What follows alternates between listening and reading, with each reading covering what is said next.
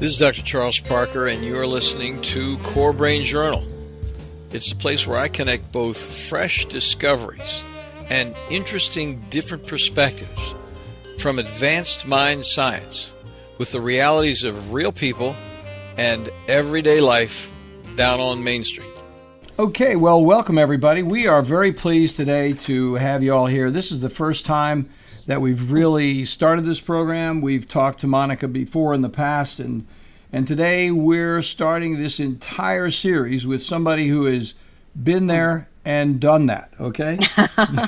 This is Monica Cassani, and I'm going to tell you all a little bit about her, and then she's going to fill in the details. Monica earned her BA degree in religious studies at UC Berkeley. After losing a close friend to AIDS, she worked in an AIDS hospice as a volunteer for a couple of years. She then worked as a social work graduate intern from UC Berkeley's program and San Francisco State University's MSW programs.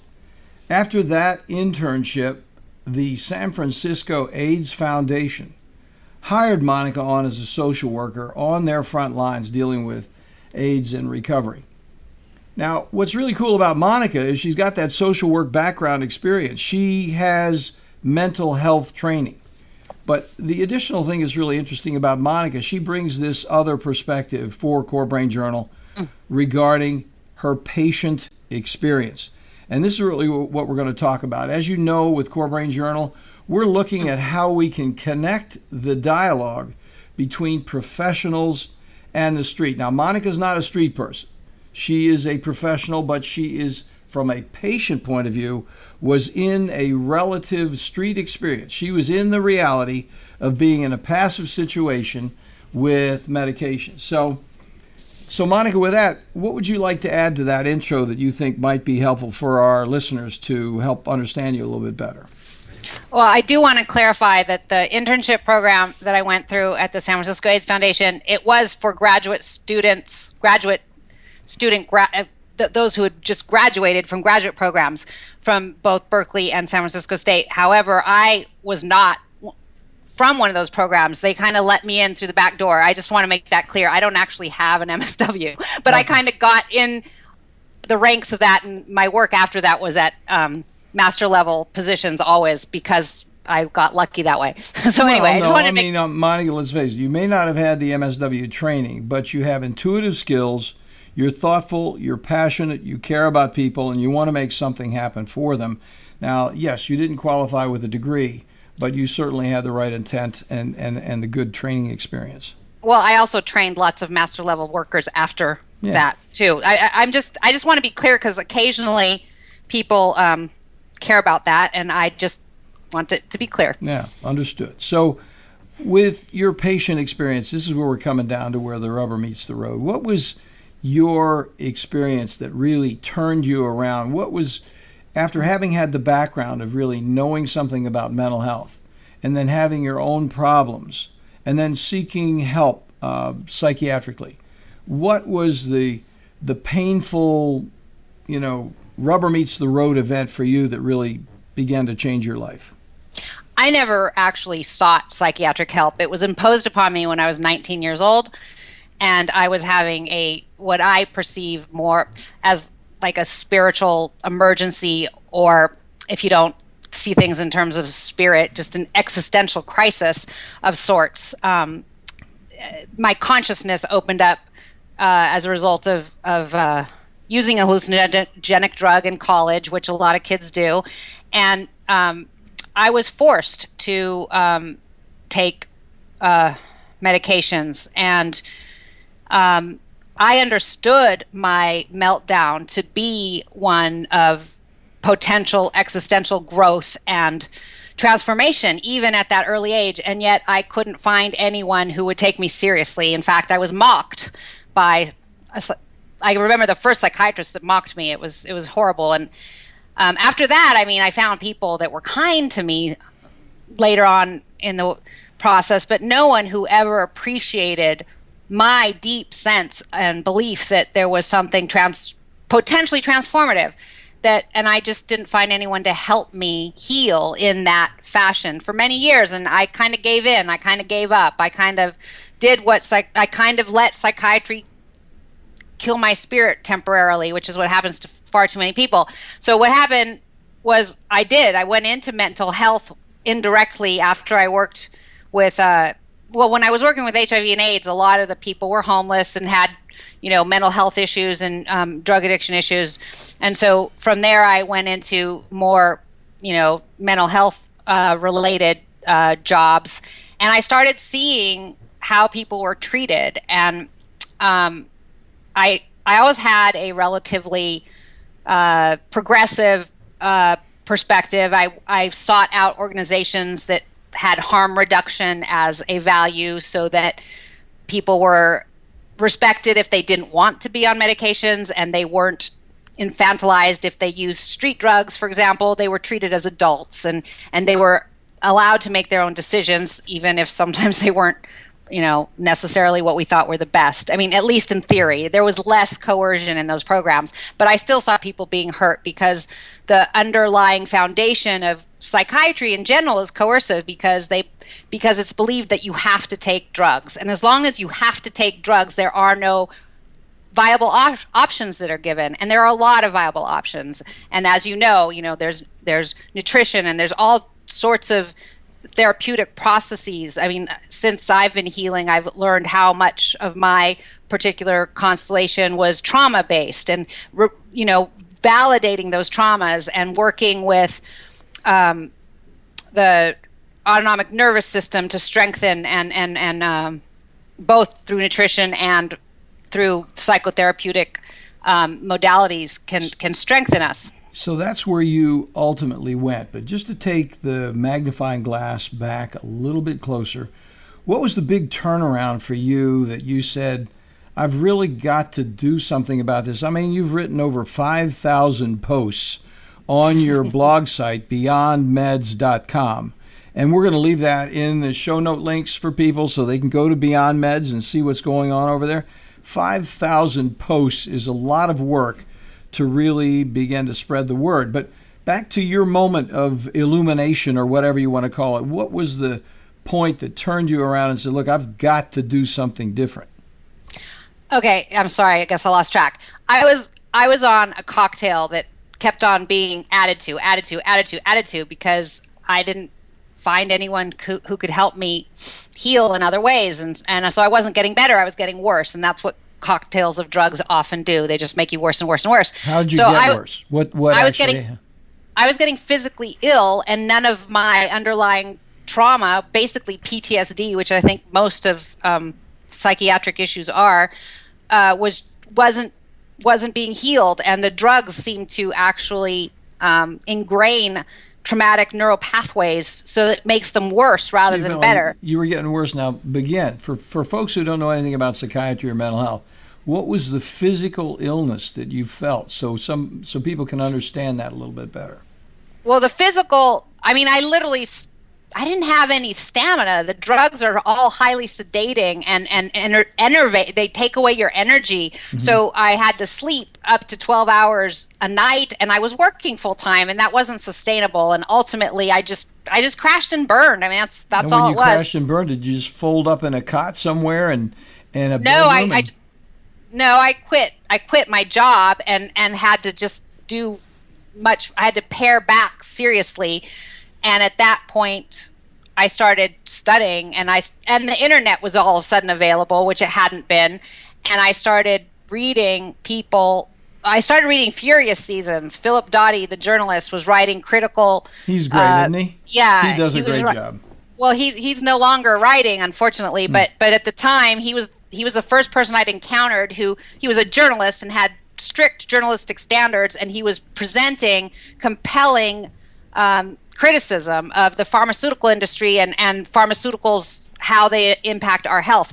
So I started educating myself, and I realized, and at the same time, or relatively, actually it was a little, I met a neuropsychologist who started encouraging me that it would be something I could handle coming off drugs. And he was the first professional who I respected who, suggested that was possible. so I realized I needed to come off drugs if I wanted to be alive. I mean, my spirit was dead. So to just say that in even more concise terms, you were living in the circumstance of believing that meds were your only way out. And you began to look at the fact that you weren't improving.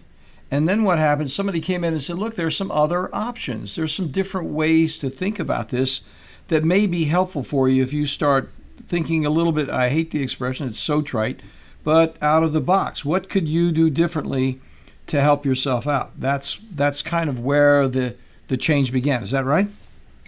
Yes, and then I just started writing, and Beyond Meds took a life of its own, and the scope now is just huge because it covers socio-political issues, spiritual issues, diet and nutrition, which includes gut and how to support the autonomic nervous system, and then it looks at different diagnoses that I don't believe have much credence. Everyone who has any given diagnoses has their individual reality, which and all the diagnoses, in my opinion, are garbage pail terms, because we all have our own individual stories and lives and genetics and habits and families matter. The people we interact with matter. It's all different, and it comes together and so every single bipolar is different. Every single schizophrenia is different. Every single depression is different. Can we just amplify on that for just a second? Because this is a place where I quite honestly don't think quite as negatively as you do about traditional psychiatry, but I do agree with you on this point. And I've been writing about it myself, and that is, people are treated based on how they look. That is the standard of care. So if you look like you have a problem, and goodness knows the default diagnosis is either ADD or bipolar illness. And so what happens is, if you have something going on where you're not thinking right, or your moods are changing, bipolar. I mean, I had somebody diagnosed bipolar. She came in to see me for a second opinion, and they told her she was bipolar because she was wearing a zebra print dress. And then that's a total appearance diagnosis. And then she said, well, how could you get that? She says, well, it wasn't just the zebra print dress, dear. It was the gold lame shoes that made the diagnosis. I mean, this is a problem in the country. It's a global problem. And absolutely. What you're talking about is, hey, there's more to a human being than how you look. And I think this is where a person like you coming in and having some comments like this does make a lot of sense to a lot of people. It's not that all psychiatry. Go ahead, sorry. Well, even if you do support psychiatry in general, I mean, it's undeniable that you put the same person in front of 10 different psychiatrists and you're likely to get 5 or 6 different diagnoses. I mean, that's just common knowledge. I would take that slightly different thing to argue with you a little bit. You might have a whole lot of people that think bipolar illness. But the issue is that if you actually look under the covers, so to speak, and see what's going on biologically with that human being, which is a point that you make very frequently in your website, Beyond Meds, you're really thinking about the underlying biology, which is different for everybody. Every single person, it has a different foundation, and thereby needs different treatments.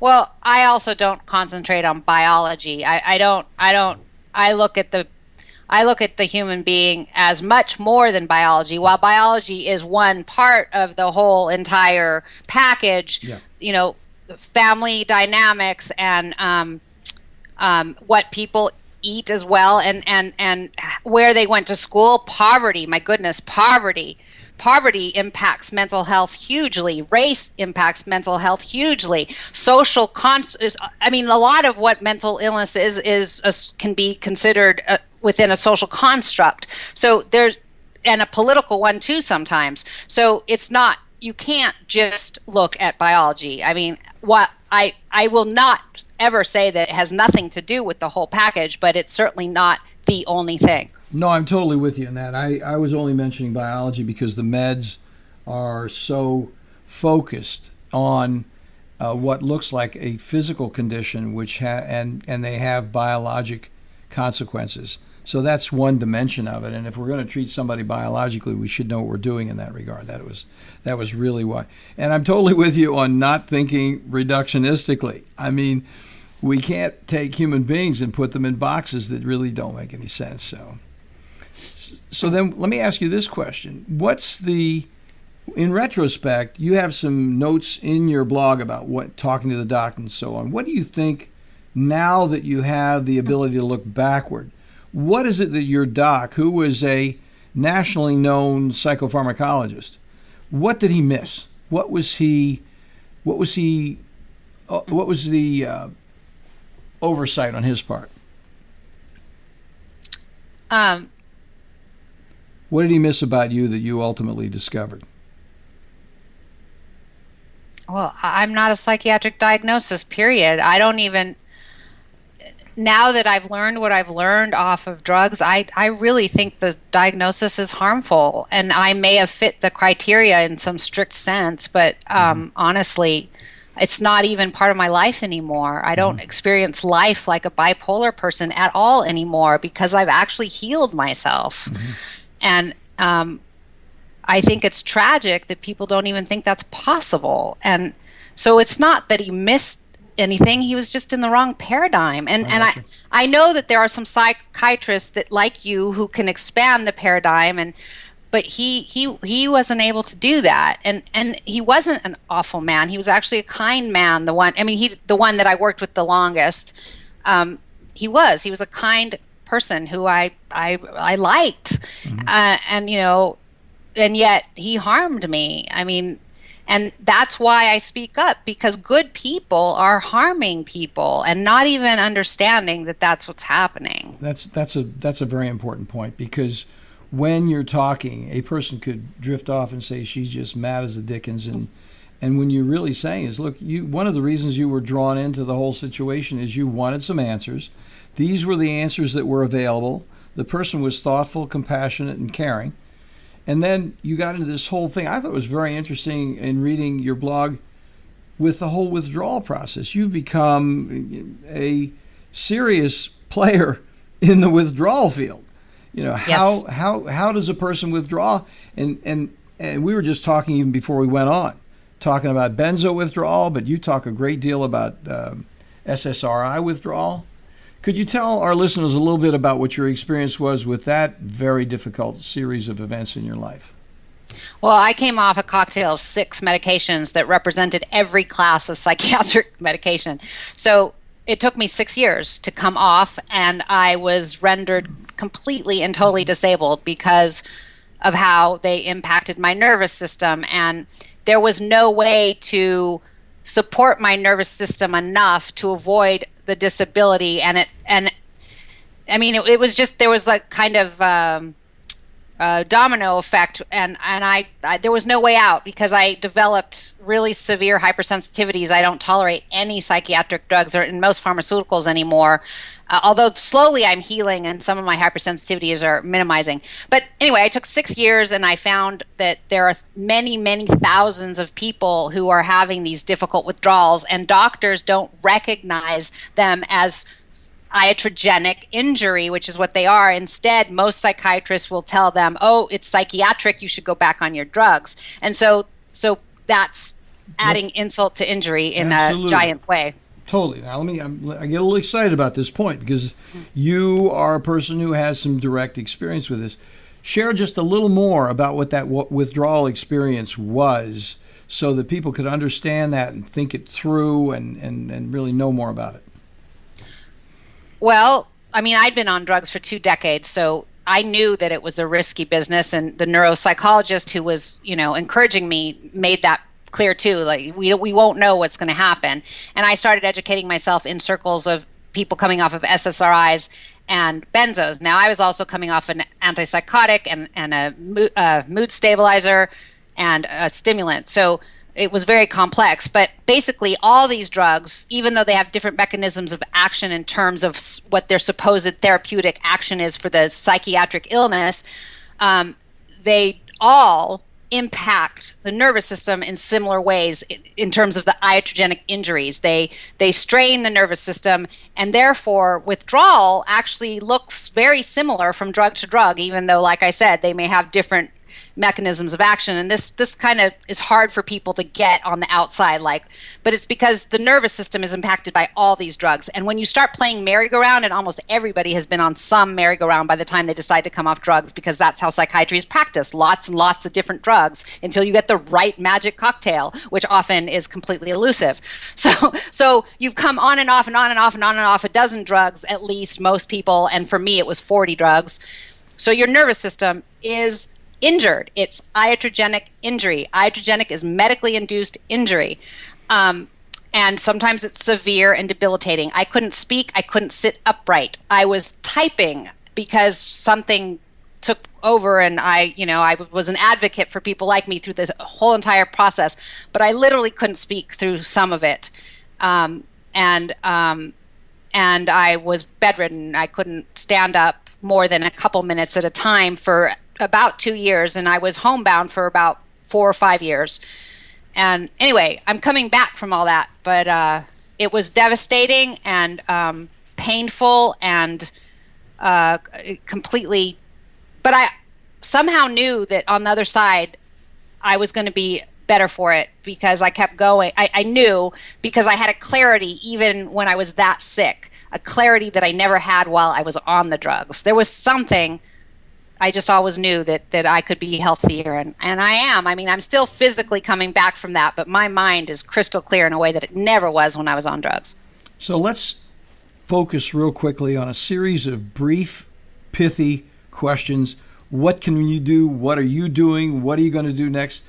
First of all, tell us where you're going with your insightful career. Where are you taking it next? What's the wishbone you'd like to pop out there so you could see the future for yourself? Where do you want to go? Well, I've backed off blogging. I don't know whether that's going to continue. I'm kind of just taking it easy for the winter. But I'm actually wanting to start speaking, and this opportunity and others similar, I'm hoping might open up to being able to travel and talk to people. I feel like I'm an educator. I'm not particularly interested in working one-on-one with people, although I do that some just because it happens, because people need people and they're not available. But I like being an educator and planting seeds and with lots of people. And I've been writing for 8 years, and now that I'm getting healthier, I'm not quite ready to start traveling. But that's what I'd like to do. I'd like to get out there and meet people and talk and consult with, practices. And I mean, I want to get out there and work with people and educate people who can make a difference with people on the ground, I guess. Now, what personal habit would you say contributes most to your success? Oh, I'm single-pointed and focused, all about healing. I mean, I have to be. I have to be because my body still needs that. You're on it, and you're on it every day, and you're going to make it happen. Let me ask you one other quick question. What is the essential book? You've read a lot. You've written a lot. You have excellent references all throughout your work. What's the book that you would say, if you were to pull it out and pull the covers back and say, this is the guy that people who are listening to this who have similar problems would be good for them to read? I'm sorry, I can't possibly do that. And I'll tell you why. My blog the subtitle is Everything Matters. Uh-huh. And I mean that so completely. Gotcha. So I have hundreds of sources that have helped me, and every puzzle piece is equally important when you're dealing with a holistic system. And so I honestly can't do that. I mean, I could come up with a list, but I don't only get information from books. I get information from people who read me, the people who the commenters. I get information from the person at the grocery store when we are in a conversation of, in the moment, real things happen.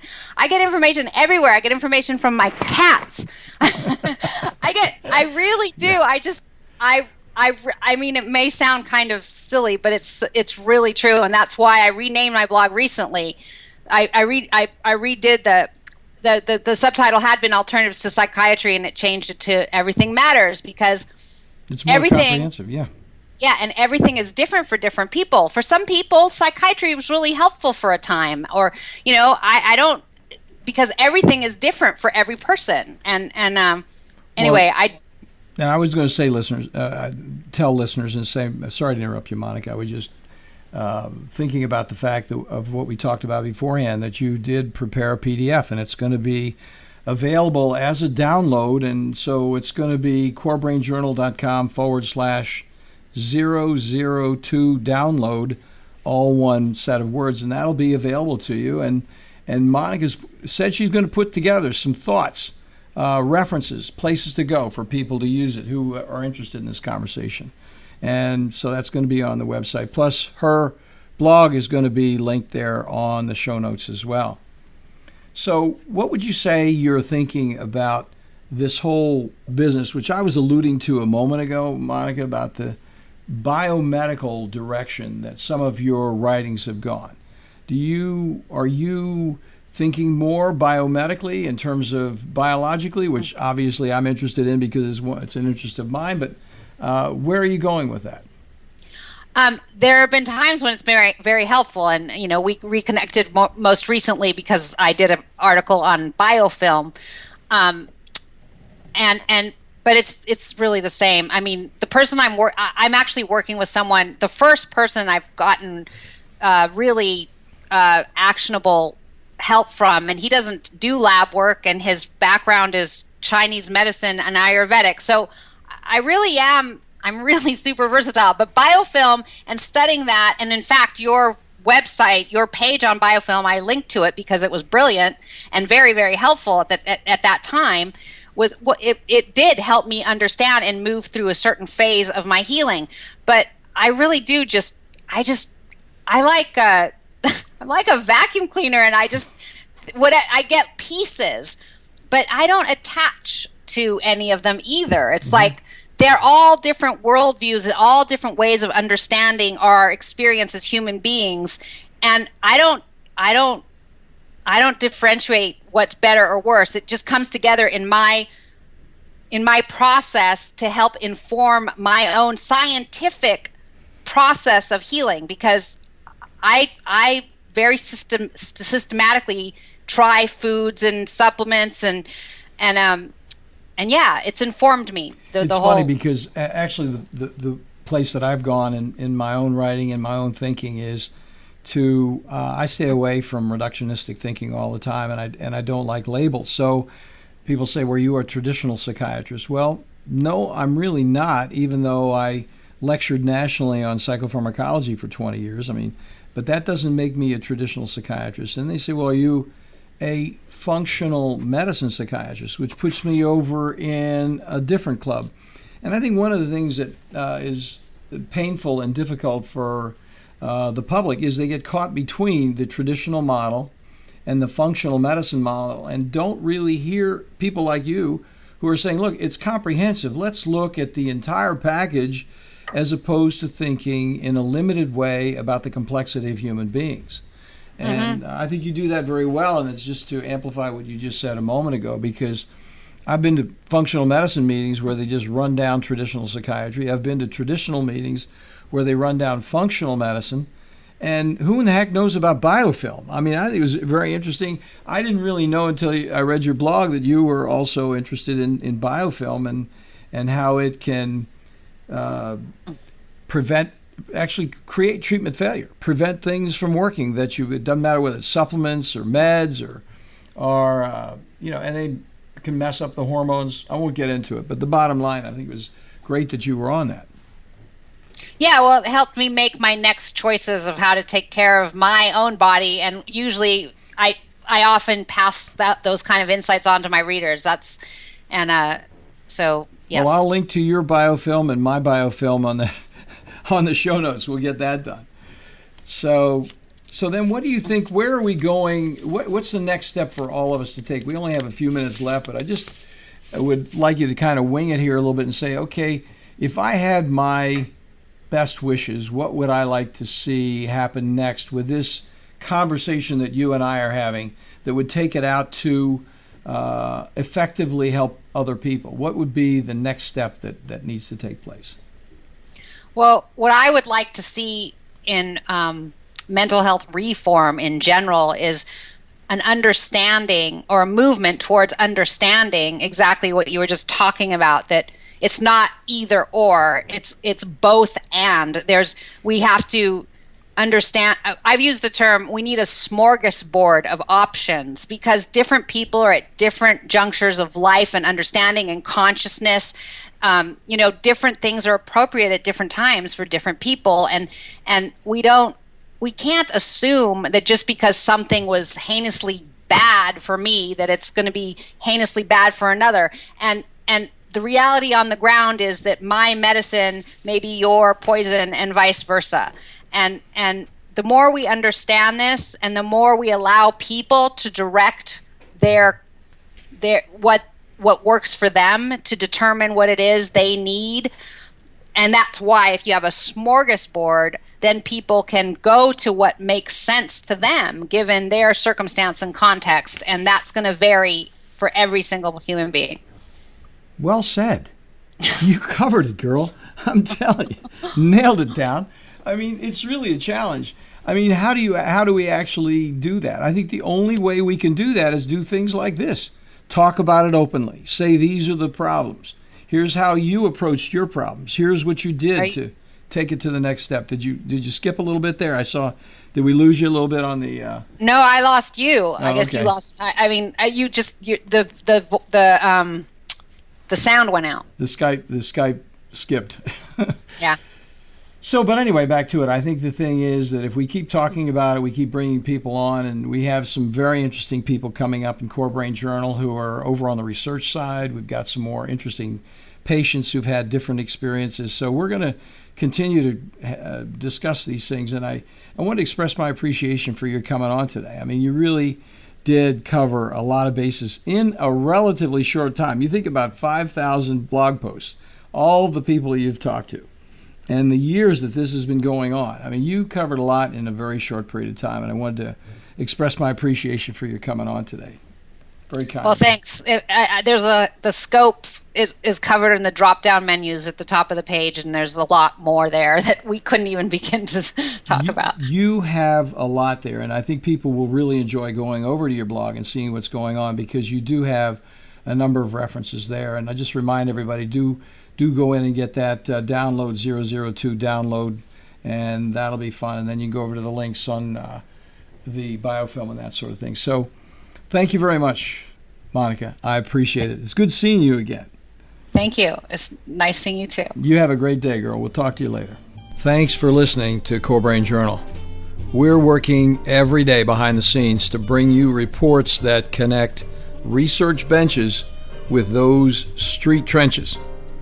Here we share the complexity of mind science because, as you know, details really do matter.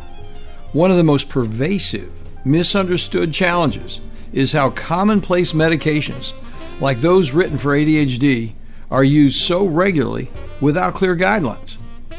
If you think you'd like more specifics, take a minute to download my 2-page PDF packed with video links and references on the absolute essentials of how to start ADHD medications. They're easily available at corebrainjournal.com/start. Thanks for listening. Do connect and stay tuned. Together we can make a difference.